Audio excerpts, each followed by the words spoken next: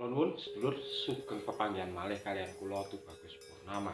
Salam sejahtera buat kita semua dan semoga semua makhluk berbahagia. Rahayu, rahayu, rahayu ingkang sami pinanggih.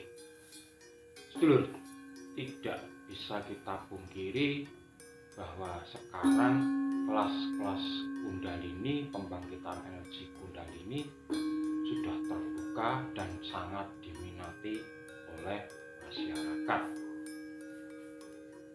Tapi sebetulnya Kundalini ini ada efek sampingnya kalau tidak terarah dengan benar.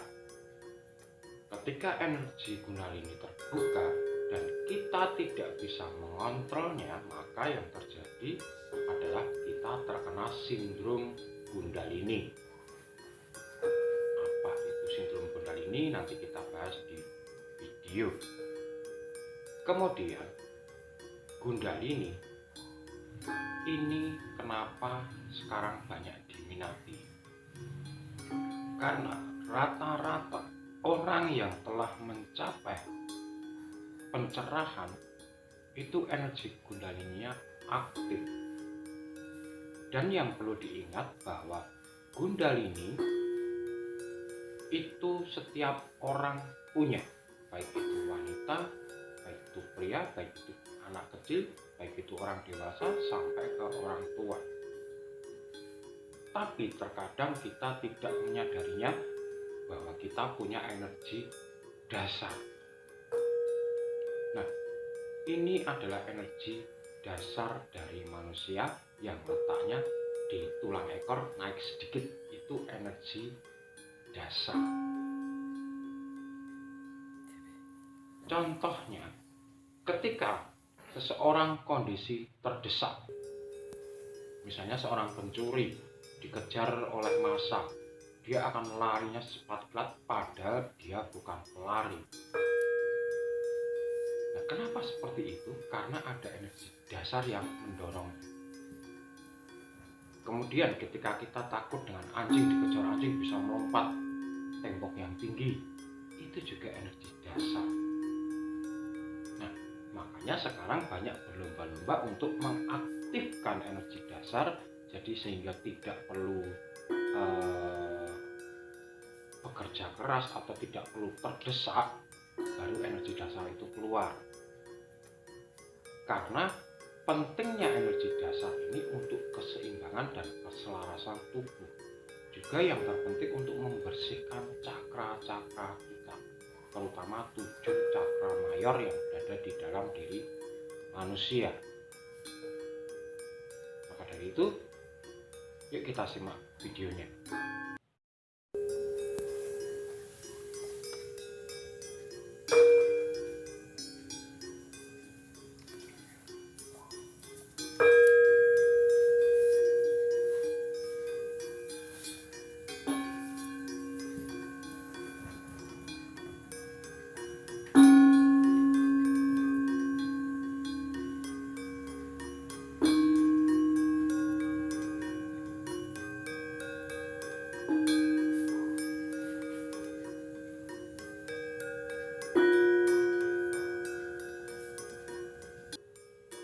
Oke sedulur, selamat pagi, siang, malam, kapanpun panjenengan nonton video ini.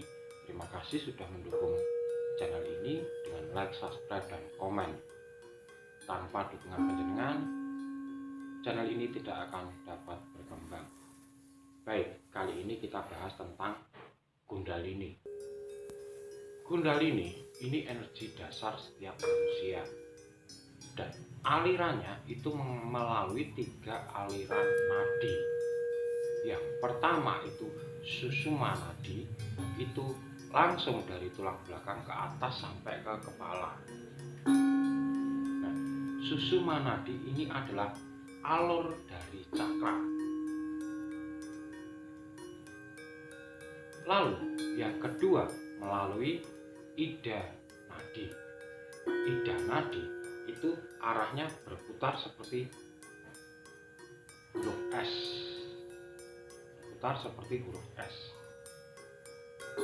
Kemudian yang ketiga melalui Bengala nadi. kebalikannya ida nadi, arahnya berkebalikan. Nah, ini semua berpusat pada titik-titik cakra. Jadi, kalau ini tersumbat, maka yang terjadi, misalnya cakra kita tersumbat, tidak bersih, tidak jernih, maka yang terjadi adalah kita merasakan tubuh kita kurang sehat, kita kurang segar, kita kurang bersemangat, kita loyo, sehingga aura itu tertutup atau buram. Sebetulnya bukan tertutup terus tidak ada aura, itu tidak, tapi buram, keruh.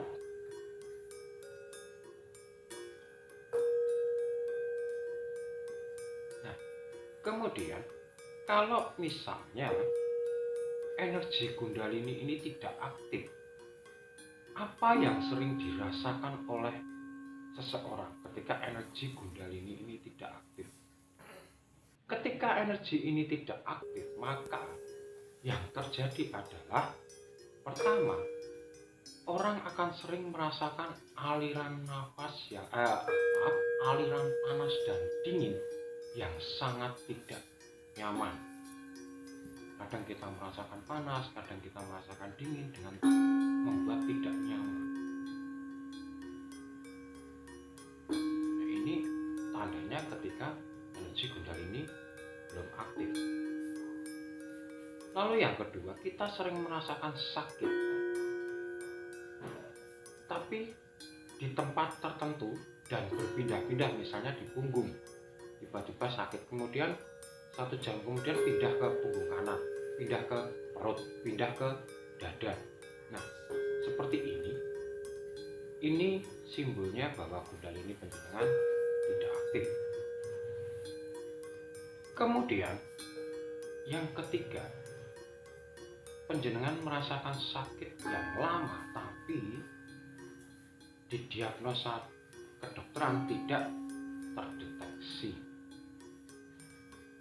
Jadi dokter tidak mendeteksi penyakit apa, tapi panjenengan merasakan kesakitan yang lama, tapi nanti tiba-tiba hilang sendiri. Nah, inilah ketika energi Kundalini belum aktif. Kemudian sering merasakan getaran, jadi sering merasakan getaran, sering merasakan kram, rasa panas dari ujung kepala sampai ujung kaki dengan waktu tertentu dan nanti hilang sendiri, kadang datang hilang sendiri. Nah, itu sebetulnya satu, di samping energi Kundalini belum aktif. Yang kedua, cakra 7 mayor panjenengan tertutup, artinya tidak bisa bekerja dengan sempurna atau maksimal. Nah, maka dari itu diperlukan pembersihan cakra dahulu. Setelah pembersihan cakra, baru pengaktifan energi Kundalini. Nah, di sini saya sangat menyarankan panjenengan harus punya seorang teman yang benar-benar energi Kundalininya sudah aktif dan sudah paham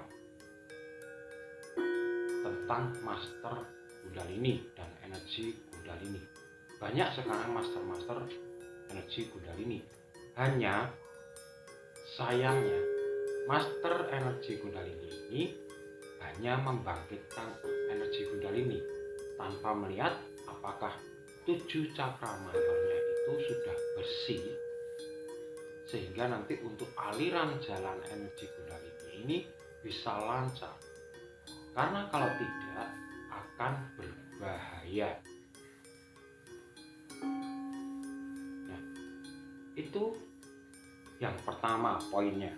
Ketika mengaktifkan energi Kundalini, harus cakra itu sudah bersih semua, jadi tidak ada tertutup, jadi sudah bekerja maksimal, tinggal kita alirkan energi listriknya. Kalau misalnya secara mudahnya kita analogikan sebagai energi listriknya, sehingga aliran-alirannya lancar. Tapi kalau misalnya ada kabel yang terputus, ada yang sudah berkurang elemen di dalam kabelnya, jadi aliran listriknya tidak jelas, maka yang terjadi adalah merusak atau destruction. Nah, itu yang pertama.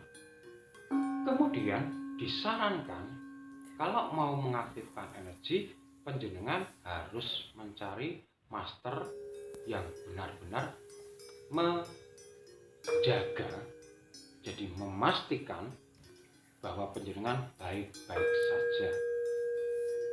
Karena banyak sekarang master Kundalini yang energinya sudah diaktifkan terus tiba-tiba dihubungi tidak bisa.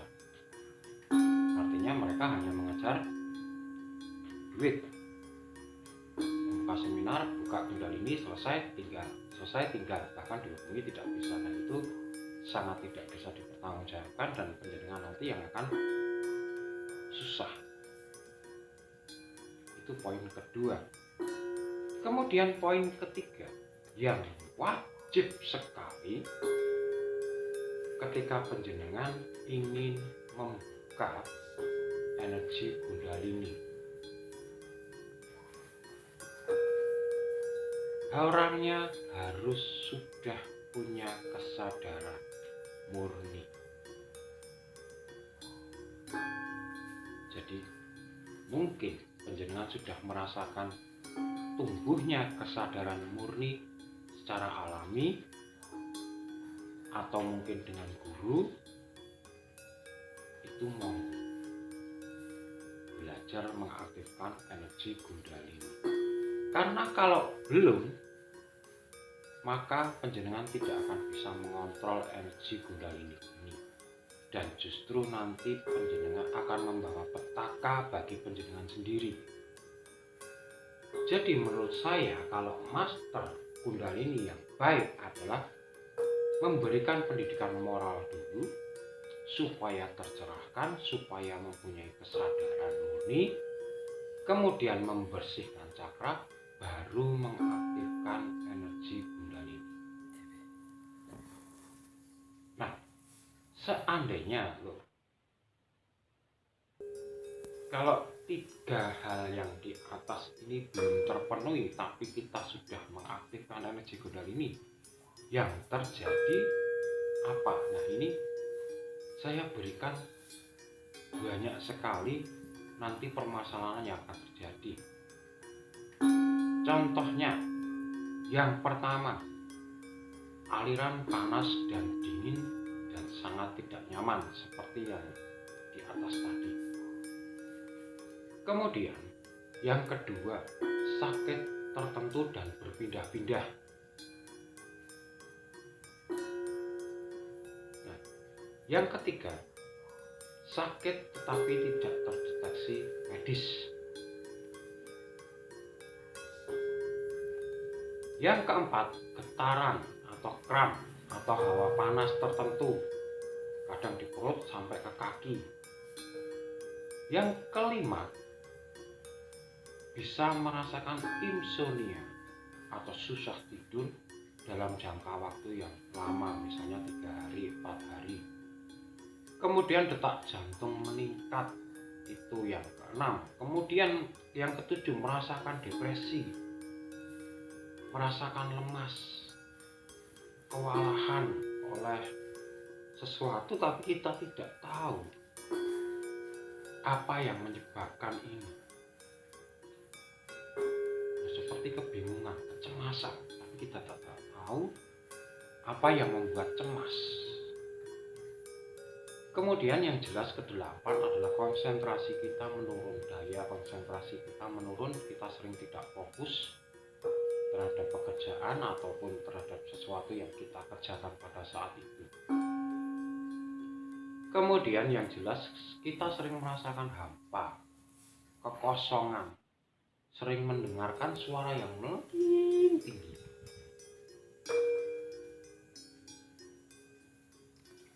Kemudian yang ke-10, tidak stabilnya emosi, jadi sering marah, sering meledak-ledak tapi nanti reda sendiri, bahkan kadang nangis tanpa tahu sebabnya. Nah, kemudian yang ke-11, energi negatif itu mudah mengganggu kenyamanan, jadi kita kadang didatangi teman itu terus terasa terganggu, nanti kita merasa lemes, terkuras energinya di sana. Kemudian yang ke-12, kita merasakan hidup sendiri, terasing. Karena apa? Orang-orang di sekitar menjadi tidak sefrekuensi dengan kita sebetulnya. Tapi kita justru merasa bahwa ini teman-teman ini tidak baik untuk saya karena saya tidak bisa sefrekuensi dengan mereka atau mereka tidak sefrekuensi dengan saya. Padahal masih banyak orang di luaran yang memang baik dan sefrekuensi itu banyak, tapi dia sendiri merasa terasing, merasa sendiri. Kemudian yang berikutnya, lebih sensitivitas ini terhadap suara, cahaya, dan aroma.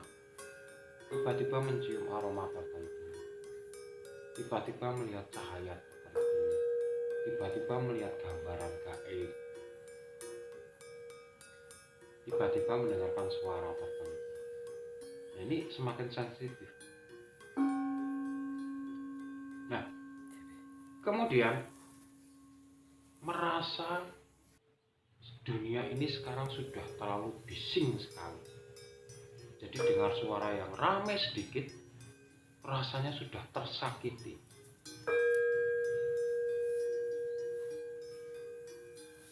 Kemudian terjadi lagi penglihatan mistik, ya seperti tadi yang saya lihat, yang saya ungkapkan bahwa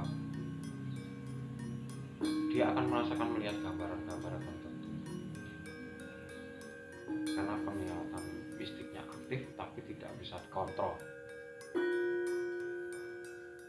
Kemudian kadang merasakan tubuh itu ada gerak-gerak sendiri,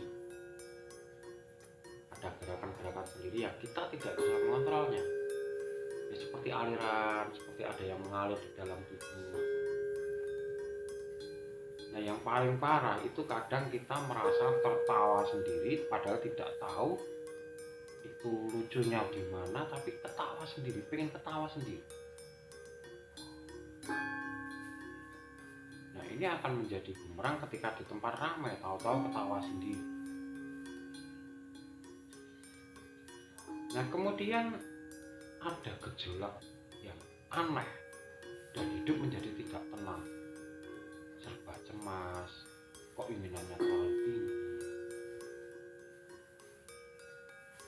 Nah, hidup dalam kecemasan dan terombang-ambing.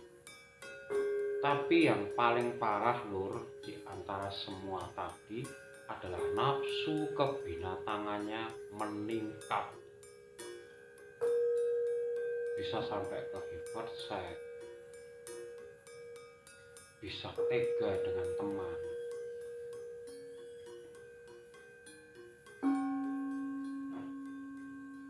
Ini kan simbol-simbol nafsu kebinatangan.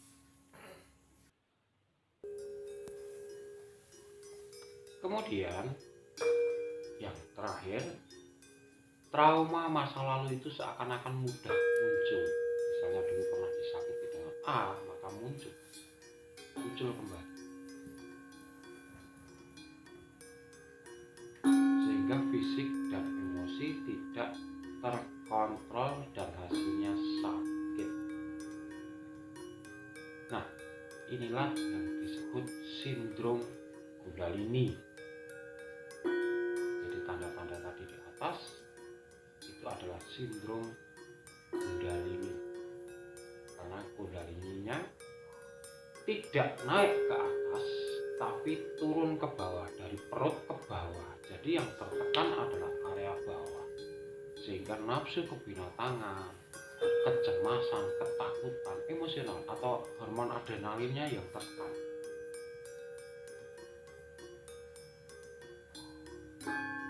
Nah, karena energi Kundalini tidak terarah. Tapi kalau cakra sudah murni, sudah bersih, maka energi Kundalininya akan terarah sehingga kita mencapai keselarasan hidup. Yang terjadi adalah ketenangan, Dengan kebahagiaan bisa melihat dunia gaib, tapi kita bisa mengontrolnya. Bisa merasakan getaran tubuh, tapi kita tahu ini getaran apa. Bisa mendengarkan frekuensi suara, tapi kita tahu ini suara berasal dari mana atau alam memberikan petunjuk apa. Nah, itulah sindrom Kundalini loh. Lalu bagaimana cara kita mengatasi dari sindrom Kundalini ini? Ada berbagai cara untuk mengatasi sindrom Kundalini. Yang pertama, bangkitkan kesadaran alami atau spiritual secara alami penjenengan.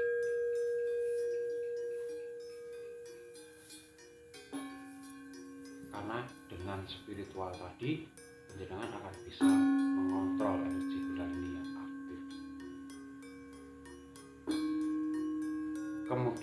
Kemudian bangkitkan energi Kundalini itu dengan cara yang aman. Jadi seperti tadi saya bilang, carilah master Kundalini yang benar dan benar-benar mendampingi penjenengan, sehingga nanti tidak hanya ditinggal seperti itu, ditelepon tidak bisa, itu akan merugikan penjenengan.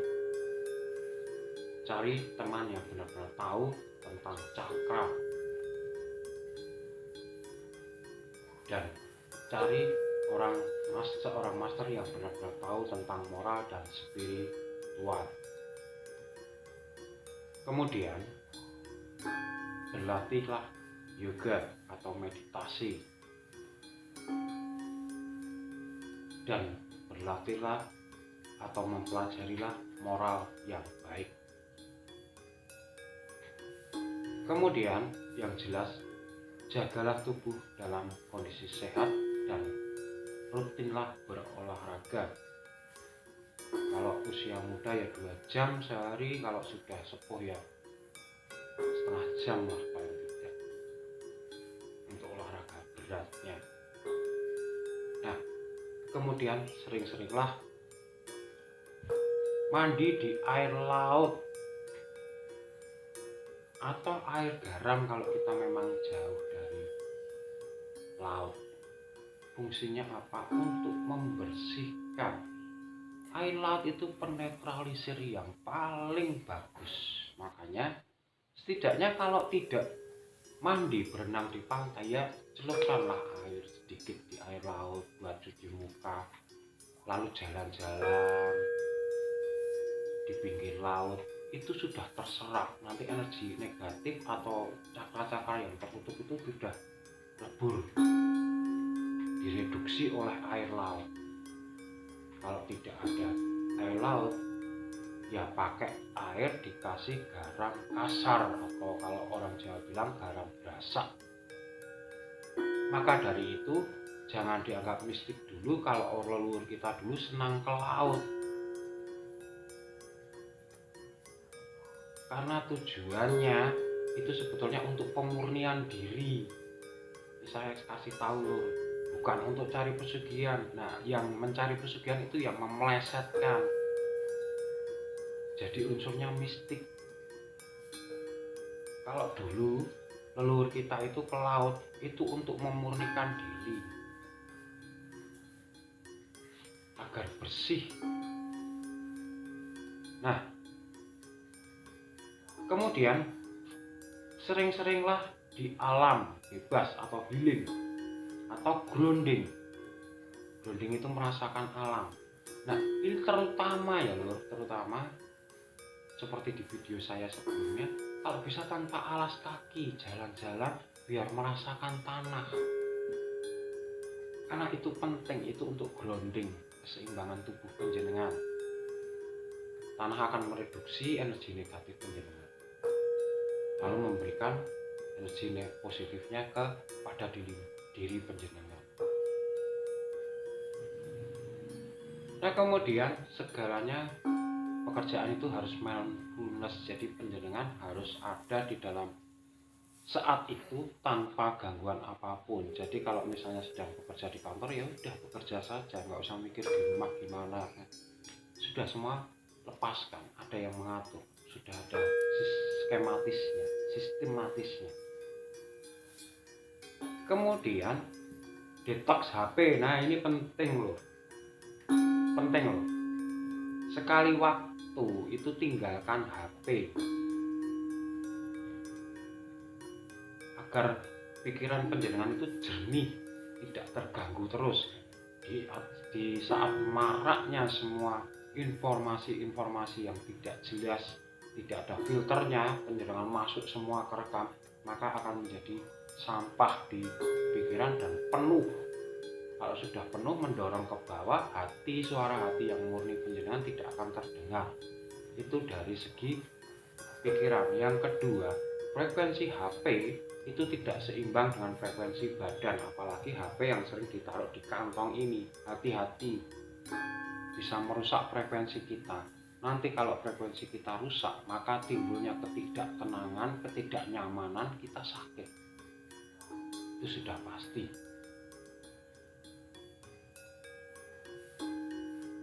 Jadi jagalah HP. Kadang kita detoksi HP atau puasa lah. Kayak saya kan sekarang berpuasa HP ketika saya jualan. Jadi mulai jam 4 sore sampai jam 3 pagi, jam 4 pagi tidak bisa dihubungi. Karena saya ingin merasakan benar-benar saya jualan itu full di sana, tidak mau keganggu dengan berita apapun dari HP. Terkadang ada teman yang bilang, nanti kalau ada apa-apa gimana? Saya kembalikan bahwa ada apa-apa itu sugesti manusia. Kalau memang panjenengan sudah mikirnya seperti itu, maka akan terjadi apa-apa. Tapi kalau kita hakul yakin atau kita yakin HP saya tinggal tidak akan ada apa-apa, ya sudah, pasti tidak akan ada apa-apa.